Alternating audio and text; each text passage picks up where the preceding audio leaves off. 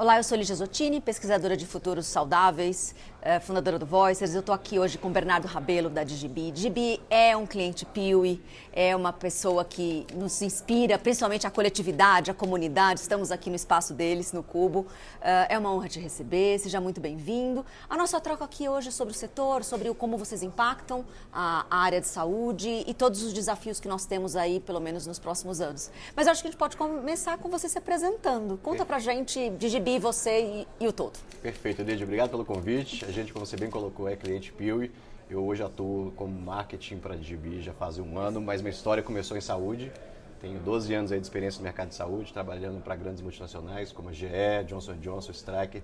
Então conheço, de certa forma, um pouco das dores. Perfeito. E como que essa indústria precisa se transformar, sendo mais inovadora, para trazer o que a gente espera dessa indústria, que é a melhor assistência para os pacientes que estão na ponta precisando de serviços aí integrados, seja através do hospital, plano de saúde, ou os próprios provedores de assistência. Então é um prazer estar aqui com você hoje. Perfeito. Eu acho que, eu costumo dizer que nas pesquisas que a gente faz, setores que são muito antigos, né, que fazem parte de coisas específicas, que é alimentar o humano, cuidar do humano, curar o humano, transportar o humano, todo o impacto da nova, né, economia, da transformação digital, costuma colocar camadas inteligentes ou digitais em cima daquilo que estava acontecendo, é mais desafiador em coisas que são altamente tradicionais e que no final no final da cadeia, no final do ponto, tem um humano, né, que precisa ser cuidado, curado, alimentado, transportado. Não é simples falar de transformação e nova economia para setores tão cruciais. Então, conta um pouco, né, da Digibi, conta um pouco do que vocês têm feito para o setor, que é tão desafiador. Claro. Não é simples mesmo, Lígia. A complexidade dessa indústria é algo absurda, não só por ter o produto final, que é a saúde do paciente, Sim. mas a complexidade da cadeia realmente de tomada de decisão, que envolve várias partes, desde o governo até os fornecedores de equipamentos médicos, próteses e assistência que é prestada ali no hospital. As tecnologias vão impactar, já estão impactando esse cenário. Depois eu posso contextualizar um pouco como a Digibi pode entrar para ajudar a interoperabilidade desses sistemas, mas falando um pouco de tecnologia, que é o tema um pouco do evento, a gente já viu grandes avanços aí pós-pandemia pela aceleração, por exemplo, da telemedicina, que as barreiras, talvez regulatórias, foram um pouco mais flexibilizadas e os benefícios são enormes. Por exemplo, tempo de deslocamento para talvez fazer uma consulta que poderia ser online. Qual que é a dificuldade de acesso de uma pessoa que está numa cidade remota para acessar um especialista de cardiologia específica que na região dele não tenha? Então a telemedicina trouxe avanço. Realidade aumentada e realidade virtual é um outro avanço. A gente na indústria leva muitos médicos para fazer cirurgia em cadáver, por mais mórbido que isso possa parecer, mas faz parte do treinamento da educação médica continuada. Prover ao médico a capacidade dele treinar um procedimento cirúrgico antes de realmente usar o paciente para testar um novo procedimento, uma nova técnica. Então, com o advento da realidade aumentada / virtual, a gente consegue melhorar a experiência de educação dos cirurgiões, não necessariamente tendo que levá-los internacionalmente para os laboratórios que existem ao redor do mundo para fazer cirurgia especificamente em cadáver, mas começar essa jornada antes, através de um treinamento virtual que já dá ali os primeiros passos para ele conseguir desenvolver a técnica cirúrgica beneficiando o paciente. Não dá para falar de inteligência, não podemos não falar de inteligência artificial, sem dúvida é um tema novo, controverso, os benefícios vão ser enormes em relação à rapidez de diagnóstico. A diagnóstico por imagem, existem padrões para diagnosticar doenças A, B e C. Acho que a inteligência artificial, acessando os dados globais, vai conseguir acelerar muito esse prognóstico e vai tomar a decisão mais acelerada. Agora, os riscos também vêm junto com os benefícios, né? Como que a gente não terceiriza a decisão clínica para o algoritmo. Como que a gente garante que na ponta tem um médico tomando decisão. E o que mais me preocupa como pessoa é o risco da gente, como ser humano, aos poucos ficar, não quero usar a palavra preguiçoso, mas terceirizar a inovação também, a decisão para o algoritmo, ao invés de criar os novos conceitos, as novas teorias, os artigos científicos que vão suportar as novas tendências clínicas e médicas. Não, uma coisa é a inteligência artificial misturar repertório e te trazer algo organizado, né? Outra coisa é você deixar de olhar todos esses repertórios, organizar internamente e trazer de fato o que é criatividade e inovação na sua área. Eu brinco que no futuro próximo, usando essa IA bem positivamente, na parceria com o médico, principalmente no diagnóstico, é quase como você perguntar, hoje em dia você quer ser operado com ou sem anestesia, né? Você quer ser diagnosticado com ou sem IA?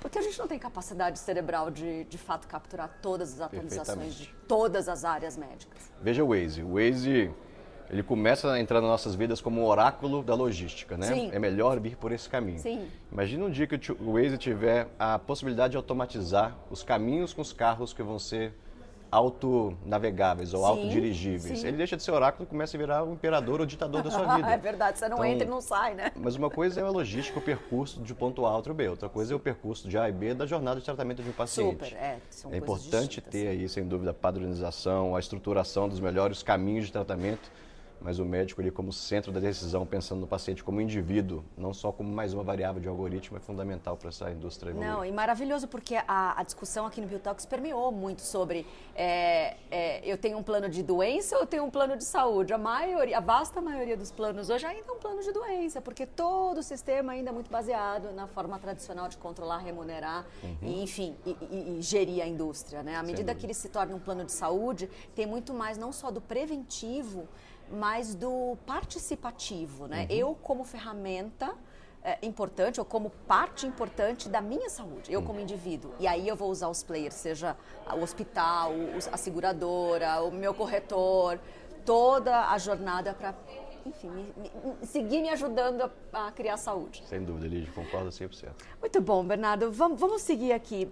Conta um pouco mais de GB, automação, inteligência e algum case, caso você tenha, Claro. para destacar. Bom, automação em saúde eu acho que é das coisas mais importantes que a indústria precisa focar, Tá. porque as ineficiências são inúmeras, considerando toda a cadeia. Vou trazer um exemplo de um mercado que eu vivi por um certo período de tempo, que foi o mercado cirúrgico.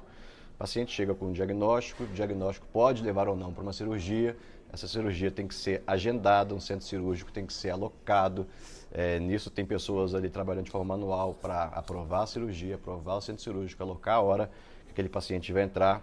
O hospital ou o plano precisa fazer a cotação do material OPME, o material específico que vai ser usado naquela cirurgia, por exemplo, uma prótese para uma artroplastia de quadril, por exemplo.